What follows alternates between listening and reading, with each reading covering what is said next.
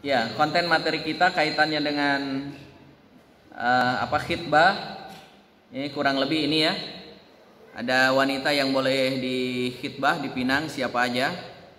Kemudian meminang wanita yang sedang masa iddah, bagaimana hukumnya? Meminang wanita yang telah dipinang, memandang wanita yang dipinang, mengenal sifat-sifat calon pasangan, bahaya berduaan dengan calon istri. Nah, ini dijelaskan ya. Membatalkan pinangan dan konsekuensinya, kemudian pendapat para ulama fikih kaitannya dengan konsekuensi ketika khitbahnya tersebut dibatalkan. Baik, kita mulai dari khitbah. Apa itu khitbah? Ya, khitbah itu kalau bahasa Indonesianya lamaran atau meminang gitu ya, melamar, meminang, itu khitbah. Ngalamar kalau bahasa Sundanya gitu ya.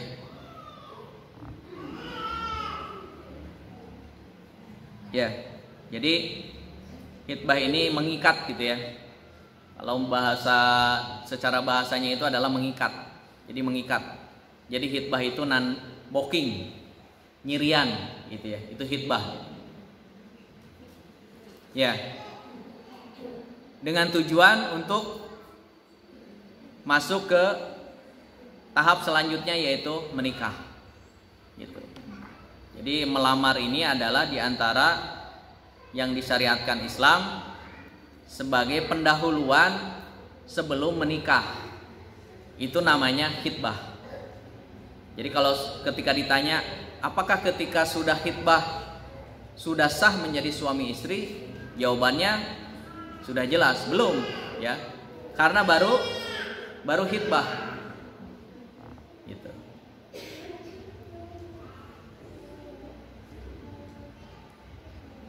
Jadi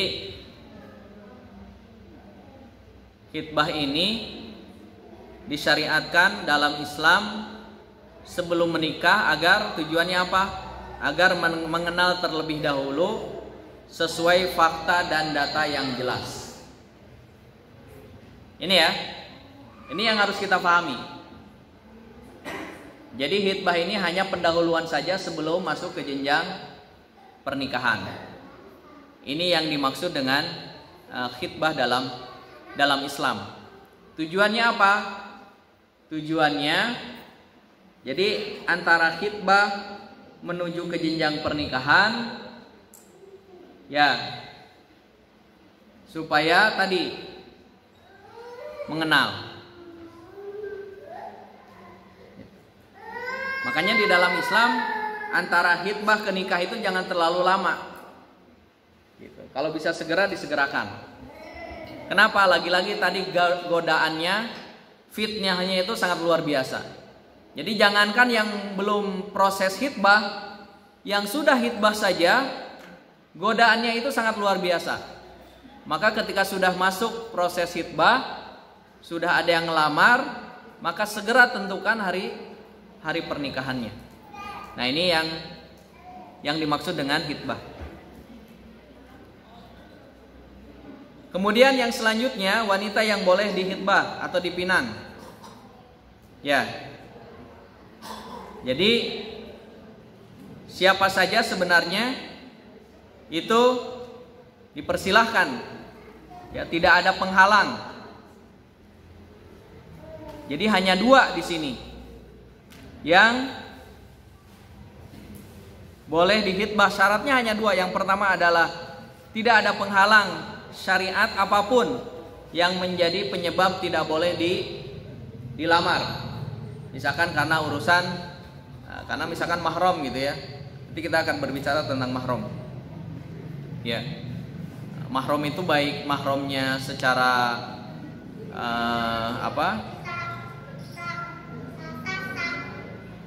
secara permanen ataupun secara tidak permanen gitu. Misalkan mahram secara permanen ya sudah jelas ya. misalkan adik kakak, yang nggak mungkin ya adik menikah dengan kakak gitu ya, itu mahram gitu ya. Atau yang kalau secara tidak permanen, misalkan dia adik kakak perempuan, kemudian seorang laki-laki bisa menikahi salah satunya ya, adiknya ataupun kakaknya. Tapi ketika suatu saat misalkan kakaknya meninggal, berarti laki-laki ini boleh menikahi adiknya. Ini berarti tidak permanen. Ini salah satu contohnya ya. Nah, yang kedua adalah tidak ada yang melamar duluan. Ya. Nah, ini nanti akan kita bahas ya. Di dalam nanti subjudul wanita yang sudah dilamar tidak boleh dilamar gitu. Al-khitbah ala khitbah akhihi gitu ya. Wanita yang sudah dilamar tidak boleh dilamar karena sudah dilamar. Ya. Jadi ketika dua syarat ini terpenuhi, maka bagi laki-laki boleh melamar wanita dengan kategori ini. Ya. Atau misalkan di masa idah gitu ya. Nanti yang selanjutnya ya, ini ya.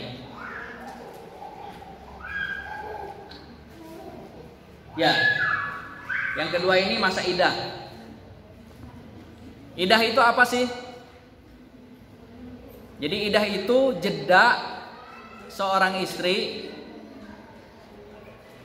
ketika ditinggal oleh suaminya, atau suami yang pertama meninggal, atau dicerai. Ini yang disebut dengan masa iddah. Ya. Makanya di sini kecil banget tulisannya ya. Sawa'un akanat iddatuha iddatan wafat atau iddatan tolak gitu ya. Atau talaknya ini baik itu talak raj'i atau talak bain. Talak raj'i ini berarti kemungkinan bisa rujuk tanpa akad yang baru. Itu talak raj'i namanya. Kalau talak bain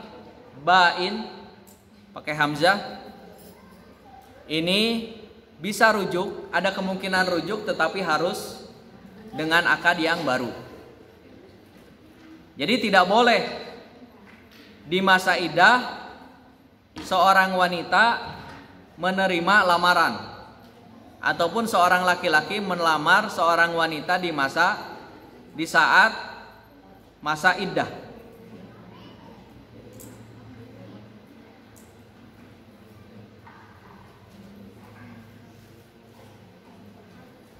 Ya. Nah, tetapi ada perbedaan. Ada perbedaan. Jadi, misalkan ada seorang wanita statusnya menjadi janda karena suaminya meninggal. Nah, kemudian ada laki-laki yang lain yang berminat ataupun punya keinginan untuk menikahi wanita tersebut. Berarti kan posisinya masa iddah tuh. Ya kan? Masa iddah. Nah, ketika di posisi masa iddah tersebut,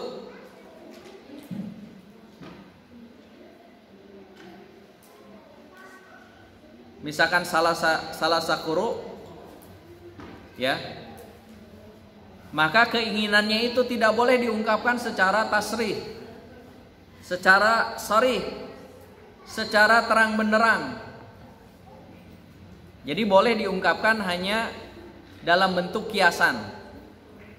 Ya, dan ini sebagaimana yang dilakukan oleh Rasulullah dan para sahabat. Jadi bahasa-bahasa kiasan. Ya. Saya keluarga yang baik-baik gitu kan.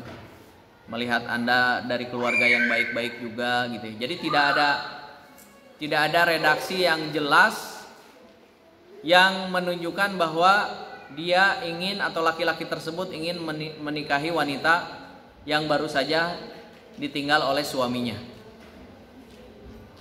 Ya, karena yaitu tadi dalam rangka menjaga perasaannya, masih dalam kondisi berkabung gitu ya. Kemudian dalam rangka menjaga kehormatan atau kesucian wanita tersebut. Begitupun yang masa iddahnya talak bain.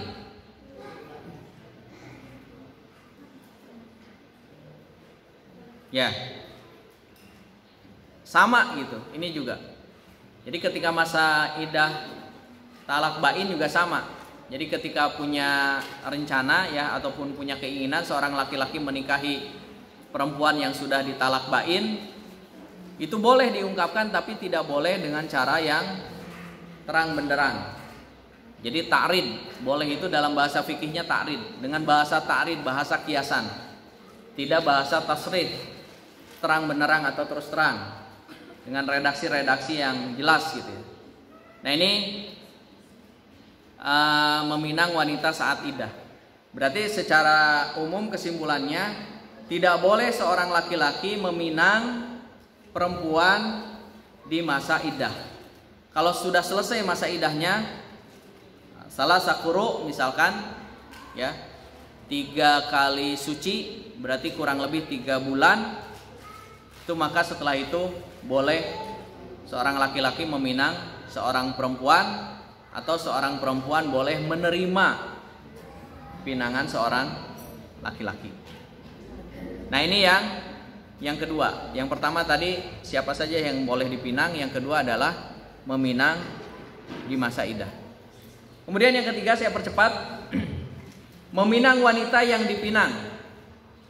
Secara umum ini tidak boleh. Tidak boleh, haram meminang wanita yang telah dipinang. Ya, hadisnya sudah jelas. Riwayat dari Uqbah ibnu Amir, al-mu'min akhul mu'min, fala yahillu lahu an yabta' ala bai'i akhihi. Jadi tidak boleh seorang mukmin membeli apa yang sudah dibeli oleh sesama muslim. Wala yakhtub ala khitbati akhihi hatta yadhar. Dan tidak boleh mengkhitbah perempuan yang sudah dihitbah saudaranya sampai dia memutuskan atau membatalkan khitbahnya tersebut. Tidak boleh. Ya, haram. Nah, di sini dijelaskan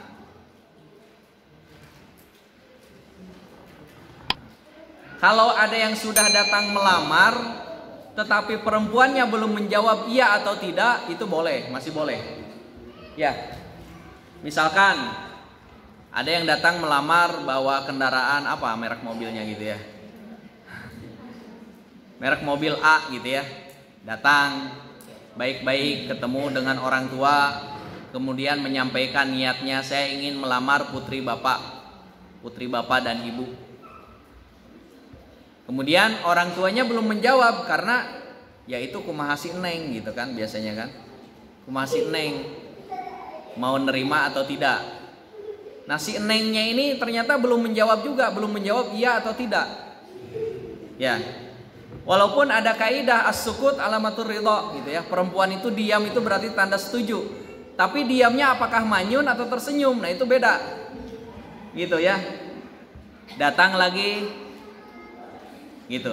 Jadi selama belum diputuskan, baik itu oleh orang tuanya ataupun oleh wanita tersebut, iya, insya Allah saya siap dilamar oleh AA gitu kan, si AA gitu. Nggak tahu namanya siapa, gitu kan? Nah berarti itu sudah statusnya sudah ada yang melamar, atau bahkan sekarang seremoninya adalah ketika nerima lamaran itu dengan ada semacam seremoni gitu ya. Datang dari pihak keluarganya, kemudian ada semacam acara ya, lamaran gitu ya. Walaupun di dalam Islam tidak ada syariat harus tukar cincin dan lain sebagainya, tidak ada ya.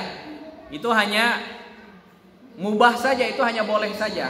Memberi hadiah, memberi tanda gitu ya. Berarti itu sudah resmi bahwa wanita tersebut sudah ada yang melamar.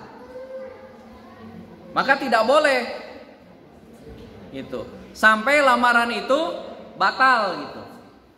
Misalkan sudah dilamar, terus yang calon suaminya ini atau dari laki-lakinya ini sudah memberikan banyak barang, memberikan cincin, memberikan gelang, memberikan kalung, memberikan sepatu, semua pokoknya banyak gitu, sudah banyak gitu ya. Ternyata ada kendala, misalkan orang tua istrinya mensyaratkan nanti ya menikahnya nanti kalau si Neng sudah lulus kuliah, karena sekarang baru semester 4 misalkan gitu ya. Semester 4 berarti lila keneh gitu ya. 2 tahun lagi, itu pun kalau lancar gitu nulis skripsinya gitu ya. Ternyata si calon laki-lakinya itu, aduh kelamaan Bu, saya pengen nikahnya besok gitu. Nah itu ternyata bisa aja dibatalkan. Saya nyari istri yang memang siap nikah besok gitu. Ini nggak boleh sama orang tuanya nunggu selesai dulu kuliah. Nah ketika batal, nah baru boleh tuh laki-laki yang lain masuk, karena ini statusnya sudah dibatalkan lamarannya gitu ya. Nah kalau kayak seperti itu gimana? Nah nanti ada ya, ada apa? Ada lanjutannya. Kalau misalkan dibatalkan, pemberiannya harus dikembalikan lagi atau enggak? Nah, nanti ada di bagian terakhir ya. Nanti saya sampaikan. Oke, ini ya, meminang wanita yang sudah dipinang. Tidak boleh. Maka poinnya, seorang perempuan itu dituntut untuk menjawab dengan jelas diterima atau tidak lamaran dari laki-laki tersebut. Jadi jangan diam. Karena sekarang itu diamnya tidak jelas kalau sekarang ya. Gitu. Diam ini nerima atau menolak gitu. Jadi harus ada kepastian. Jangan di PHP gitu ya. Kasihan kalau di PHP. Ya. Nah, selanjutnya ini nazar dalam Islam ya. An-nazar ilal makhtubah. Bolehkah kita melihat wajah calon pasangan kita? Berarti kalau laki-laki melihat calon pasangannya perempuan. Kalau perempuan berarti melihat calon pasangannya yang laki-laki. Ya. Memandang wanita yang dipinang atau sebaliknya memandang laki-laki yang akan meminang wanita. Di dalam hadis, di sini ada 3 hadis. Itu semuanya menjelaskan kepada kita boleh memandang. Nazar disyariatkan, bahkan memandang, melihat. Gitu ya. Hadis dari Jabir, hadis dari Mughirah, hadis dari Abu Hurairah, semuanya mengatakan bahwa boleh apabila kalian menghitbah perempuan dan fa'in istata'a an yangdhura minha ila ma yad'uhu ila nikahiha falyaf'al.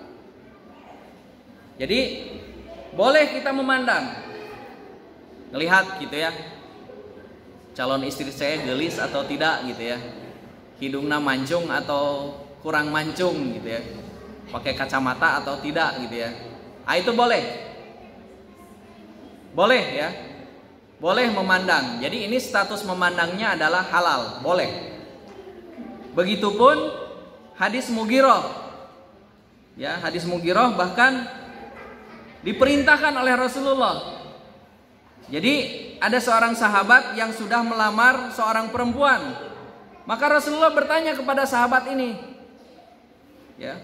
Faqala lahu Rasulullah sallallahu alaihi wasallam, apakah kamu sudah melihatnya? Ya, sahabat ini menjawab, la, belum. Kemudian Rasulullah memerintahkan, unzur ilaiha. Gitu. Lihat dia. Karena melihat wajah atau fisik kasep atau ganteng atau cantik, ya, ini menambah keyakinan bahwa saya siap menikah dengannya, seperti itu. Ini masyru', artinya disyariatkan, boleh. Begitu juga hadis Abu Hurairah, perintah memandang, sama ya. Ini juga kurang lebih hadisnya sama, bahwa laki-laki dari sahabat menghitbah seorang perempuan dari Ansor, dan Rasulullah memerintahkan, "Fadhhab, pergilah kamu, fangdur ilaiha, lihat dia." Gitu ya. Artinya ini semua menunjukkan, 3 hadis ini menunjukkan bahwa Islam mensyariatkan melihat, nazar. Nazar ini berarti face to face ya, bukan ngelihat di status WA ataupun di yang diupload di Facebook gitu ya, bukan ya. Nazar ini berarti melihat, face to face, melihat aslinya, wujud aslinya gitu ya, melihat wujud aslinya. Ya. Kemudian yang selanjutnya, mengenal sifat-sifat calon pasangan. Nah, ini kalau melihat sifat-sifat calon pasangan yang dianjurkan, yang disebutkan di dalam buku ini, misalkan perkataan Imam Al-Ghazali, kalau untuk melihat sifat-sifat calon pasangan jangan ketemu. Justru yang paling valid itu adalah melalui orang lain. Ya, melalui orang lain yang jujur, terpercaya dan objektif. Tidak tendensius gitu, tidak tendensius gitu ya. Jadi kita akan mendapatkan data yang ini kalau ingin mengetahui sifat-sifat dari calon pasangan kita. Misalkan melalui perantaraan ustadz gitu ya, atau teman dekatnya gitu ya. Nah, sifatnya kayak gimana sih? Gitu kan. Apakah pencemburu gitu ya? Apakah baperan gitu ya? Terus apakah mudah lelah? Apakah mental kerupuk gitu ya? Apa mental baja dan lain sebagainya ya. Sifat-sifat yang memang menjadi tujuan. Saya ingin mencari calon suami yang punya sifat begini. Atau misalkan laki-laki, saya ingin mencari calon istri yang punya sifat begini. Nah, ini yang dianjurkan dalam Islam, yang disebutkan di buku ini adalah melalui orang lain. Tidak langsung kita yang mencari tahu, karena bisa jadi kalau kita nanti subjektifnya lebih tinggi, tidak objektif.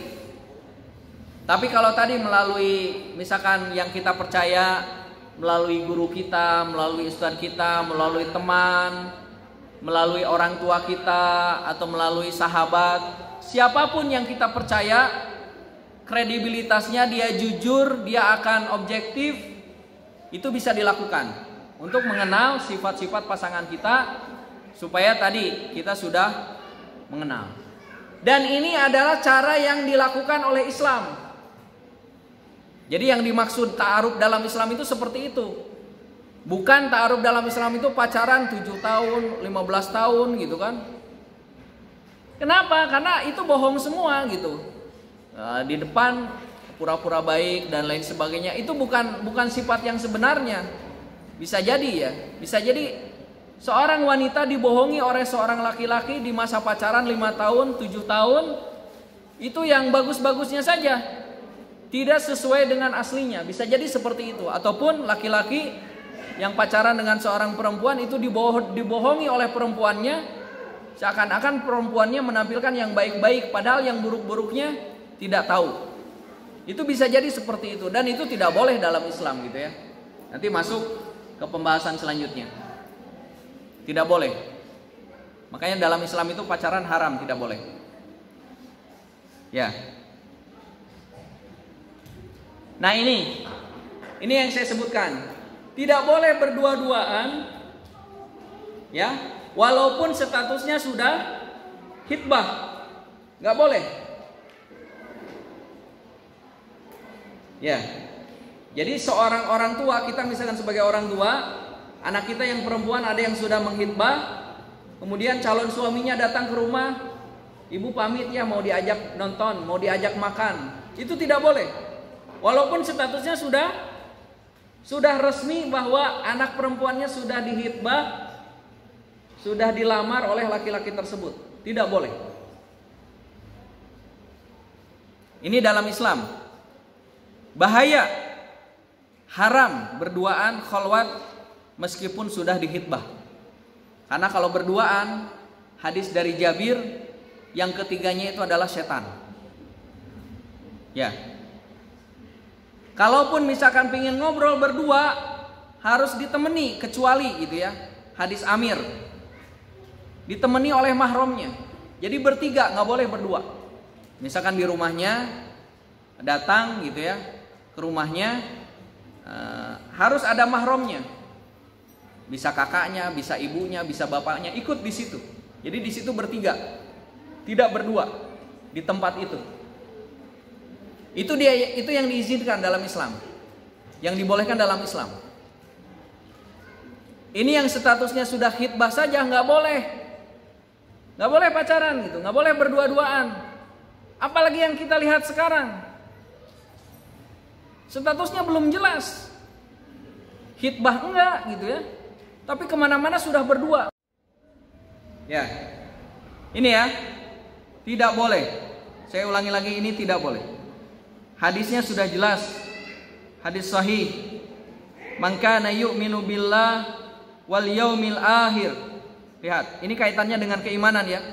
Barang siapa yang beriman kepada Allah dan hari akhir, fala yakhluwanna, maka janganlah kalian berkhalwat, berdua-duaan, bi imra'atin, dengan perempuan. Tadi ya, calon istrinya walaupun sudah statusnya dihitbah, laisa ma'ahadu mahramin minha, tanpa mahram, fa inna tsalitsuhuma asyaiton, maka sesungguhnya yang ketiga adalah setan. Setan itu akan menggoda manusia. Gak apa-apa, pegangan, kan sudah khitbah. Awalnya pegangan saja, gak apa-apa, pelukan, terus sampai terjadilah apa yang terjadi. Belum menikah dia sudah hamil duluan. Nah, itu kan khutuwati syaiton, wala tattabi'u khutuwati syaiton. Langkah-langkah setan itu seperti itu. Itu ya. Saya kemarin waktu pulang dari Surabaya itu jam berapa ya? Malam, jam 12. Jam 12. Pas keluar dari lampu merah Subang, pas di dekat apa ya, di situ tuh dekat, pokoknya dekat-dekat Setiesa di situ. Itu ada, ya mungkin saya lihat usia-usianya mungkin usia SMP atau SMA gitu. Laki-laki dan perempuan jam 12 malam, ngapain coba? Saya lihat perempuannya itu lagi di, ya mohon maaf ya, lagi digaplok gitu ya. Lagi berantem. Jadi laki-lakinya nyabok gitu, nyabok si perempuannya. Ini si perempuannya juga nggak mau diam, laki-lakinya dicabok oke gitu. Ya, ngapain coba itu jam 12 malam? Berarti ya malam minggu gitu ya, itu malam minggu gitu ya. Terus ada yang di sebelahnya itu lagi boncengan, sama itu juga laki-laki dan perempuan boncengan. Ya saya lihat usia-usianya, kalau lihat fisiknya usia-usia SMP atau SMA gitu. Ini fenomena sekarang seperti itu ya. Sangat-sangat mengerikan. Makanya tidak salah atau tidak aneh, pesantren-pesantren itu banyak sekarang. Banyak yang daftar. Kenapa? Karena pergaulan di sana, di luar sana sangat-sangat mengerikan pergaulan di luar sana. Mengerikan. Orang tua tidak bisa menjaga. Apalagi dengan perantara gadget sekarang ya, HP, bisa mengakses dan lain sebagainya. Ya. Nah ini bahaya. Kenapa Islam mengharamkan khalwat walaupun statusnya sudah hitbah? Tidak boleh, karena bisa jadi setelah hitbah menuju ke pernikahan, bisa jadi di tengah jalan tidak jadi, batal. Bisa jadi batal. Bisa jadi karena dari pihak istrinya yang membatalkan, atau bisa jadi dari pihak suaminya yang membatalkan. calon suaminya yang membatalkan dari pihak laki-lakinya, atau bisa jadi kesepakatan keduanya. Kayaknya kita nggak bisa nih, kita sudah hitbah tapi pernikahan kita masih lama, ya sudah kita batalkan saja. Silahkan kalau misalkan ada yang lamar duluan dan ingin nikah segera, silahkan. Batal kan? Kalau sudah berdua-duaan kemana segala macam, akhirnya batal. Yang malu siapa? Yang malu semuanya. Wanitanya malu, laki-lakinya malu, orang tua malu, semua malu. Maka Islam sangat menjaga itu. Islam sangat menjaga. Tidak boleh.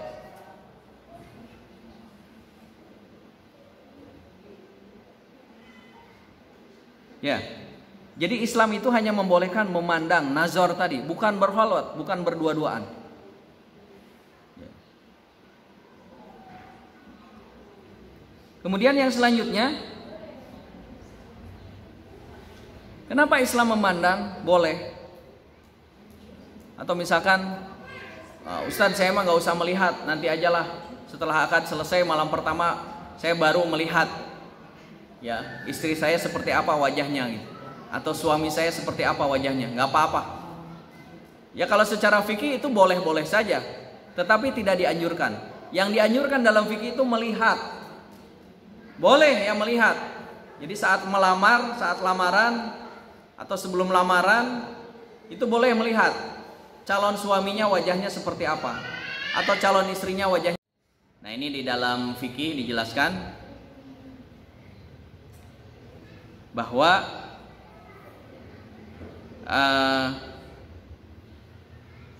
diperbolehkan membatalkan hitbah ketika misalkan ya mungkin ada sesuatu yang sifatnya syar'i darurat gitu ya, sehingga membatalkan lamarannya tersebut bagi seorang wanita. Itu tidak apa-apa gitu ya. Hanya lebih kepada kalau misalkan tidak ada alasan apapun, tidak ada alasan syar'i gitu ya, berarti ini komitmen moralnya yang dipertanyakan gitu ya. Itu aja gitu ya. Tapi secara konsekuensi hukum fikihnya nggak ada gitu. Nah yang jadi pembicaraan dalam fikih, bagaimana status pemberiannya tersebut kalau hitmahnya dibatalkan, apakah harus dikembalikan atau seperti apa? Nah ini yang menjadi pembahasan dalam fikih. Nah ternyata dalam fikih ada 3. Ya, Imam Hanafi mengatakan atau menjelaskan dikembalikan.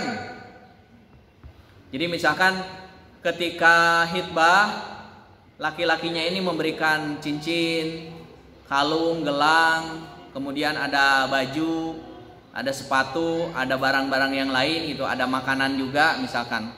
Nah kalau berdasarkan pendapatnya Imam Abu Hanifah, barang-barang yang bisa dikembalikan itu silahkan dikembalikan.